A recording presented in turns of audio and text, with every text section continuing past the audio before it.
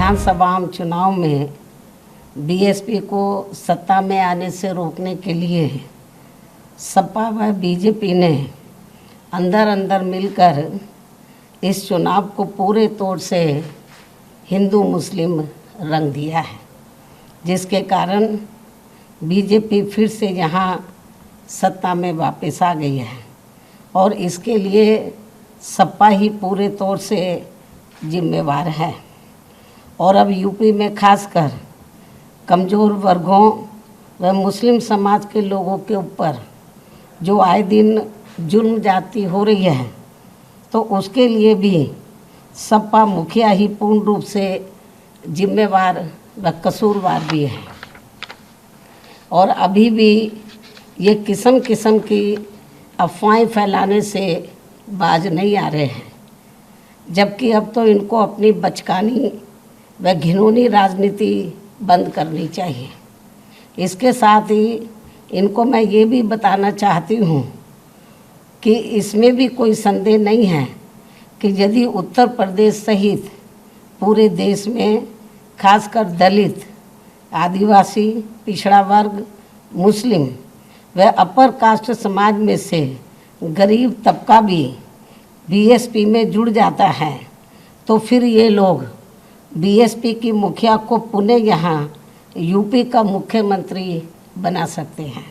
और इतना ही नहीं बल्कि आगे चलकर देश का प्रधानमंत्री भी बना सकते हैं, क्योंकि इन वर्गों के वोटों में बहुत बड़ी ताकत है, बशर्ते यदि ये लोग एकजुट होकर बीएसपी से जुड़ जाएं और चुनाव में किसी भी प्रकार से गुमराह ना हो, किसी भी प्रकार के बहकावे में ना आए। इसलिए मैं अपनी ज़िंदगी में यूपी की फिर से मुख्यमंत्री बनने व आगे चलकर देश का पीएम बनने का ही सपना देख सकती हूँ, लेकिन देश का राष्ट्रपति बनने का तो सपना मैं कभी भी नहीं देख सकती हूँ।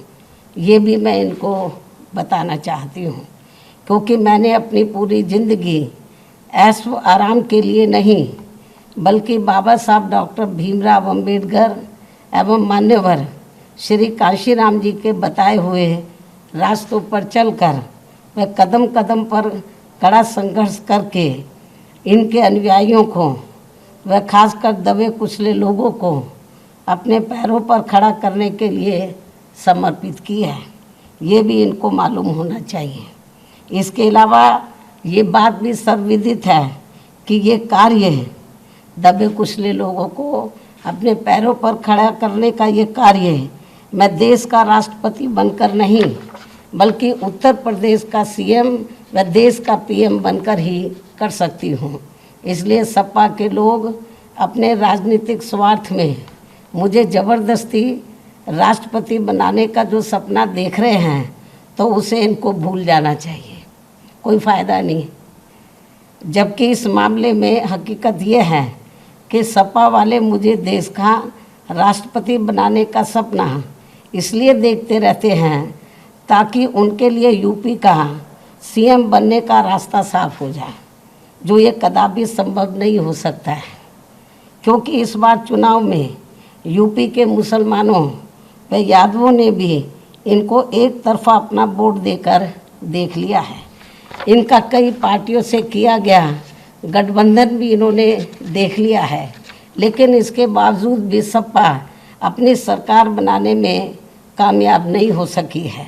ऐसे में मुझे पूरा भरोसा है कि अब वे आगे इनके बहकावे में कतई भी नहीं आएंगे और वे फिर से यहाँ यूपी में बीएसपी की अपनी सरकार ज़रूर बनाएंगे।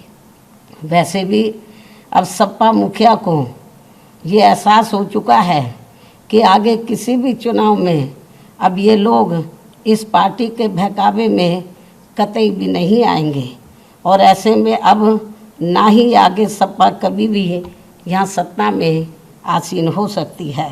इसलिए अब वो विदेश भागने के भी फिराक में है, जहाँ उसने पहले से ही अपना काफ़ी बंदोबस्त कर लिया है।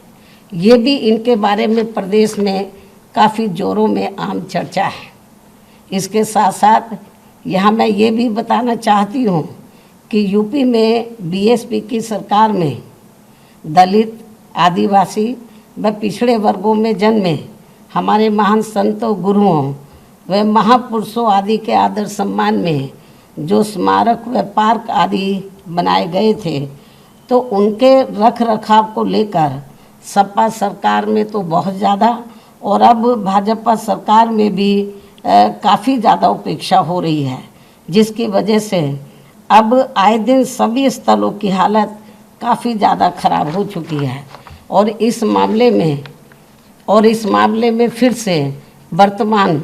फिर से मैं वर्तमान भाजपा सरकार का ध्यान आकर्षित कराने के लिए और इस मामले में फिर से मैं रिपीट कर रही हूँ, बहुत इम्पोर्टेंट है क्योंकि मीडिया बहुत गलत तरीके से इसको हाईलाइट कर रहा था।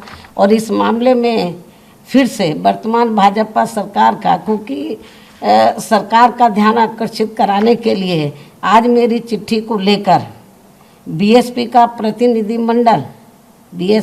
प्रतिनिधिमंडल अर्थात श्री एस.सी. मिश्रा, राज्यसभा सांसद व राष्ट्रीय महासचिव बसपा एवं श्री उमाशंकर सिंह, बीएसपी विधानमंडल दल के नेता आदि यूपी के मुख्यमंत्री योगी जी से मिले हैं।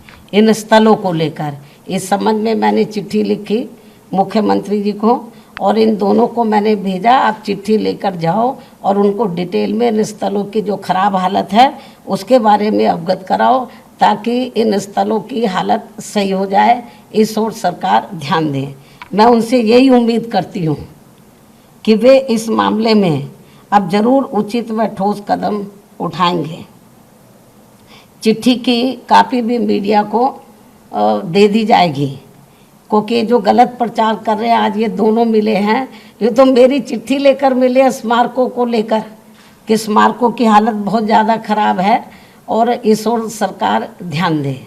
और जो चिट्ठी लेकर मिले वो कापी भी हम मीडिया को भेज देंगे, ये भी मैं बताना चाहती हूँ। इसके साथ ही इस समय देश में रमज़ान का महीना चल रहा है, लेकिन जिस प्रकार से इस दौरान बिजली की कटौती की जा रही है, ये सब ठीक नहीं हो रहा है। इस मामले में केंद्र व सभी राज्यों की सरकारें जरूर सख्त व कठोर कदम उठाएं। बीएसपी की ये पुरजोर मांग है। इन्हीं खास अनुरोधों के साथ ही अब मैं अपनी बात यहीं समाप्त करती हूँ। धन्यवाद।